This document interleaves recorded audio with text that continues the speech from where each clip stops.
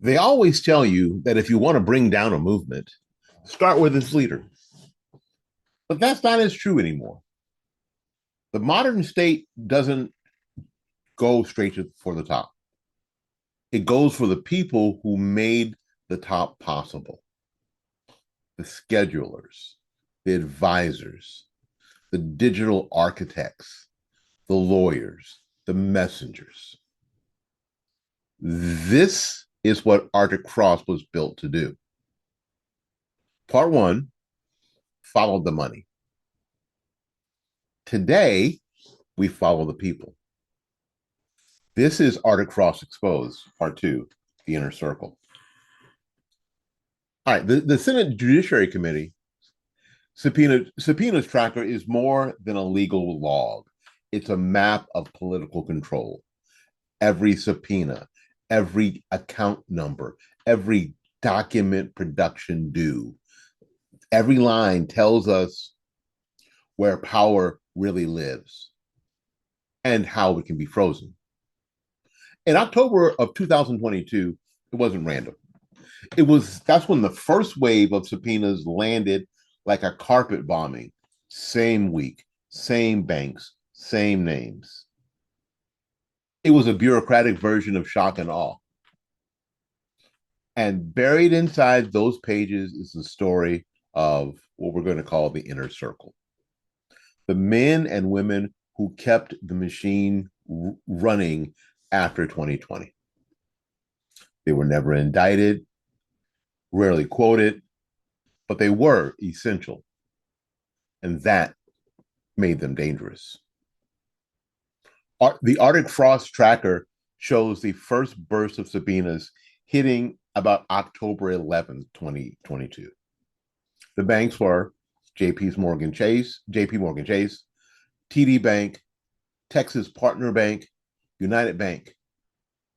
The targets, Trump's core operators. David Scavino Jr., William Russell, Brad Parscale, Bill Stepien and Justin Clark, Nick Traynor, Tim Unz and Justin Caporale. Every one of them received a financial subpoena that day.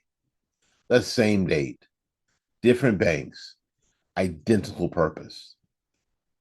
That's coordination. It wasn't coincidence. So you're saying, like, why go after them? Well, because they were the switchboard. You don't need to ban a movement if you can isolate its operators. You don't need to prove a crime if you can just create fear.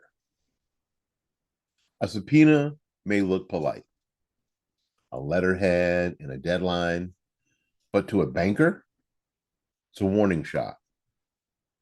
Accounts get flagged, loans get reevaluated, vendors get spooked. Your financial reputation is the new blacklist. That is why the quiet beauty of Arctic Frost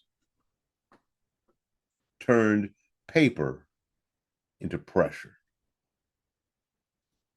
Okay, the next wave, John McEntee. McEntee, that's his name. He was head of the presidential personnel and the loyalty enforcer inside the White House.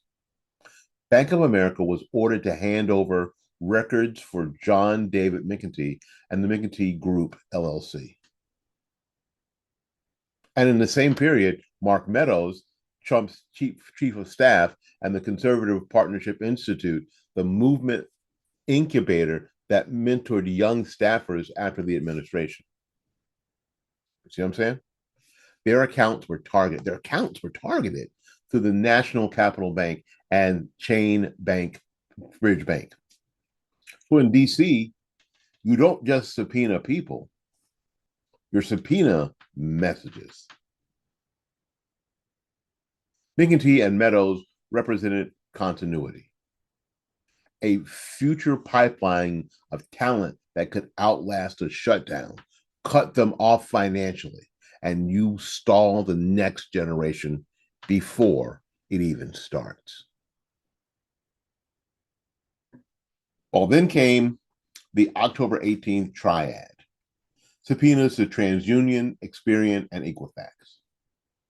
Credit bureaus, the same names, same day, three bureaus, the same people that they got the first time, they went after the second time with TransUnion, Experian, and Equifax.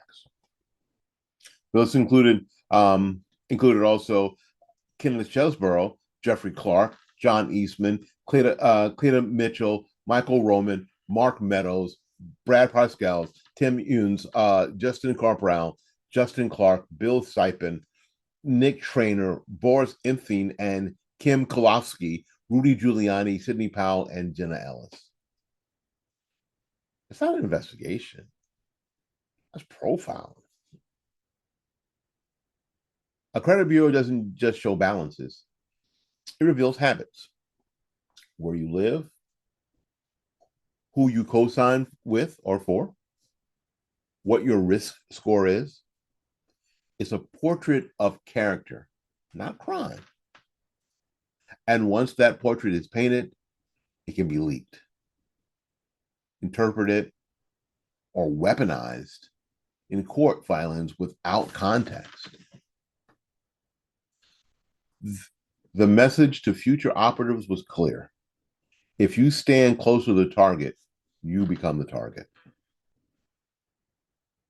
Okay, and so the subpoenas didn't stop with individuals. They went after the machine itself, the entities that kept a movement alive between elections. America Made Media Consultants, which was the advertising engine of the Trump campaign, was hit via the Chain Bridge Bank on October 12th. Save America PAC, the Save America Leadership PAC, and Trump MAGA Committee faced their own round of subpoenas by November 10th. Those orders demanded agreements, invoices, legal fee records, and even a list of law firms they had paid.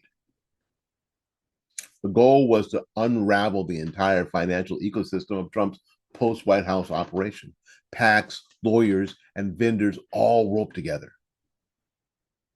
And add Stephen Miller's American Voting Rights Institute and the Women's for America First, and you have a full spectrum sweep: policy, fundraising, grassroots. People forget Washington studies its own playbook. The Mueller probe taught bureaucrats that financial pressure works. The Jan 6 committee taught them that subpoenas can create headlines even without charges. Arctic Frost merged both lessons into one doctrine: paper as punishment. That's why so many requests were identical. They weren't investigating, they were replicating. Build a pattern so dense that the pattern itself becomes evidence. When the goal is deterrence, the process itself is the penalty. So ask anyone who's ever had their bank account subpoenaed. Even if you did nothing wrong, your bank calls you, your creditor notices, your insurance re-rates, your family asks questions, you get flagged in the system, you can't see or appeal. That's what these names went through in real time. For these young staffers coming through the Conservative Partnership Institute or Save America, the lesson was obvious. Working for the wrong boss could cost you your financial life. Fear is a silent disciplinarian. It teaches faster than any ethics seminar. So let's look at the structure. 4 waves in 60 days. October 11th, campaign ops and vendors. October 18th, credit bureau profile sweeps. October 19th through November 2nd, policy and activist groups. November 10th, PACs and law firm records. This is not a scatter chart or a scatter shot. It's project management. It means someone was running Arctic Frost like a program. checklists, deliverables, status updates. It means you can almost hear the meeting. Are the Chase stocks in yet? Did Equifax respond? Who's covering CPI? Government as a corporate compliance enforcer, except the product is political silence. If you think this ends with Trump, you haven't you haven't been paying attention. Once a tool proves useful, it never gets shelved. Future administrations, left or right, will remember how easy it was to use the banks and the bureaus to map opponents. Imagine this playbook in state politics, local elections, media investigations. Imagine it in the hands of a bureaucrat with less restraint and more grievance. The president is a problem. They've already done it. That's the problem. So if you're part of a campaign, a PAC, or even a media platform, here's what Arctic Frost teaches. Separate personnel and business accounts. Separate personnel and business accounts. Use banks that respect client confidentiality and understand political risk. Document everything like a CPA expecting to be audited, like a CPA that's expecting to be audited. Assume that every financial relationship can be subpoenaed. And remember, your integrity is your first firewall. Because once they can't scandalize you, they can only subpoena you. And that's a difference worth fighting for. There's a reason these subpoenas targeted lawyers, vendors, and advisors. People used to stress. They're used to stress. If you can break them, you can break everyone else by example. Most staffers aren't afraid of losing the job. They're afraid of losing credit, reputation, peace of mind. That's a new currency of control, mental debt. Keep people in constant review mode, and they'll start to self-censor. Happens here on the internet all the time.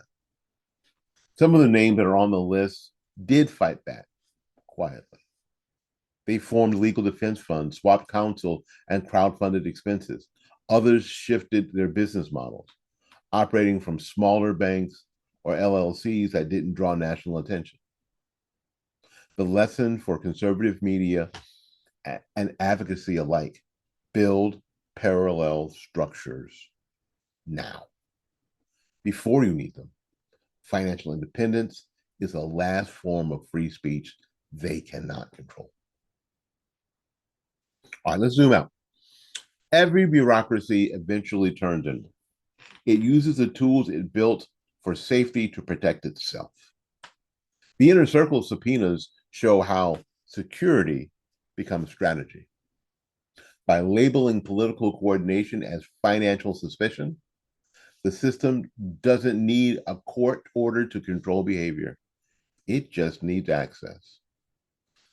And access is what Arctic Frost delivered: the financial x-rays of a movement that refused to die. Now, here's a moral question. When does accountability turn into persecution? Every government says it needs tools to defend democracy. Democracy. But a tool without limits becomes a weapon. And a weapon without oversight becomes a regime. If you can investigate a man's lawyer, his donors, his banker, and his credit file, all without charging him, you don't have law enforcement. You have financial inquisition. Well, hey, y'all. Good to see you. Um, Listen, most of us do not live in a world of subpoenas and lawyers. But you know what? Well, we all have bank accounts, we all have credit reports, and we all have to deal with some sort of digital trail, right? We all do. Uh, so the same system that can flag a campaign staffer today is the very same system that can flag a citizen for wrong thinking. What do you mean? I mean that you gave to the wrong PAC or you gave to the wrong campaign, right? If that system is built, you can be tracked as well.